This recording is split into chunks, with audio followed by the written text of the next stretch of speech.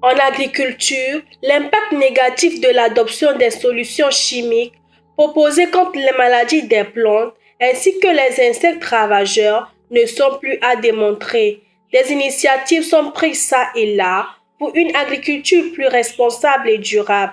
C'est le cas, par exemple, d'un projet dénommé Biocontrôle porté par le Centre national bioagresseur de l'Institut togolais de recherche agronomique ITRA. La région, bon, les bioagresseurs, c'est-à-dire les contraintes biologiques, je veux dire par là les maladies, les ravageurs, tout ça, font partie des contraintes parmi les plus importantes, qui limitent un peu les rendements de nos cultures. Plus les maladies sont nombreuses, plus le problème est important, les rendements peuvent varier de façon très importante. Bon, maintenant, nous avons en plus les variabilités climatiques que nous disons, que nous désignons communément sous le thème, la thématique, les changements climatiques, qui aggravent ce problème, puisqu'ils ont fait en sorte que il y a apparition de nouveaux ravageurs. Certains ravageurs qui, avant, ne causaient pas beaucoup de problèmes, deviennent importants.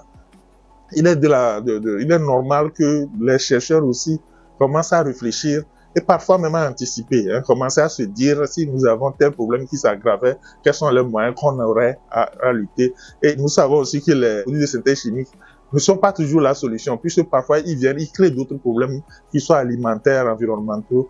Donc, c'est dans ce but que ce projet a été écrit, pour d'abord déjà trouver des solutions pour les problèmes qui existent déjà, et par rapport à ça maintenant d'anticiper, de prévoir d'autres problèmes et de mettre des systèmes en place pour que ce problème n'ait pas autant d'importance qu'ils en ont actuellement. En plus des chercheurs de l'ITRA, le projet Biocontrôle, commissionné par le CORAF dans le cadre de la mise en œuvre du FSRP, est également exécuté sur le terrain par les enseignants-chercheurs des universités de Lomé et de Kara. Des activités sont également portées par des chercheurs du Centre régional d'excellence fruits et légumes de l'INERA au Burkina Faso et des Center for Agricultural Bioscience International, CABI, à Atapamé, du 1er au 3 décembre 2025. Un atelier a permis de faire le point à mi-parcours. Nous, notre activité porte précisément sur l'inventaire de l'entomofaune du système risicole togolais et des méthodes de gestion endogène de ces insectes ravageurs. À ce jour, concrètement, nous avons commencé les activités de terrain dans la région du plateau, ouest, est, la région maritime. Et concrètement, nous sommes allés sur le terrain.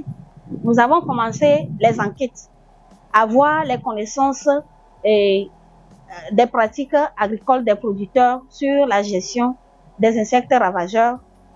Et nous le faisons par des enquêtes individuelles des riziculteurs de ces deux régions.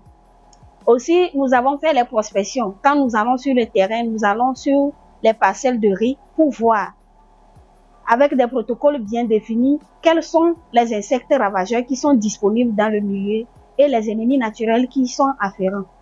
Et aussi, nous collectons les échantillons des insectes ravageurs et des ennemis naturels. Le travail va couvrir tout le pays, toutes les régions du pays. Donc, pour le moment, nous avons entamé par la région des plateaux et maritimes. Dans ce projet, pour cette première phase, nous avons la responsabilité de mener l'activité qui porte sur l'état des lieux, des savoirs, connaissances sur la production de biopesticides au Togo. Donc, nous avons déjà commencé les activités et nous avons eu quelques résultats préliminaires que nous sommes venus présenter à cet atelier-là, notamment la cartographie des acteurs formels et informels impliqués dans la production, la distribution et l'importation des biopesticides au Togo et les différents types de biopesticides que ces acteurs-là disposent. Le biocontrôle couvre des partenaires. Donc, le CNS Bioagateur est en partenariat avec d'autres institutions. Et c'est dans ce cadre que même l'Université de Lomé et l'Université de Kara sont impliquées.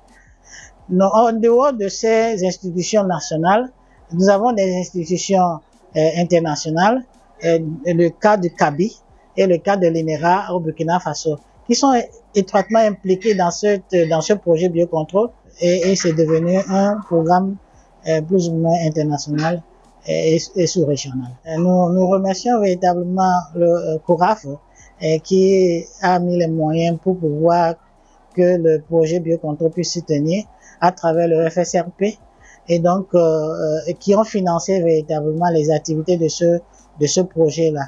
Et ces bailleurs, nous avons besoin encore d'eux pour la suite des travaux puisque c'est un projet sur 3 ans.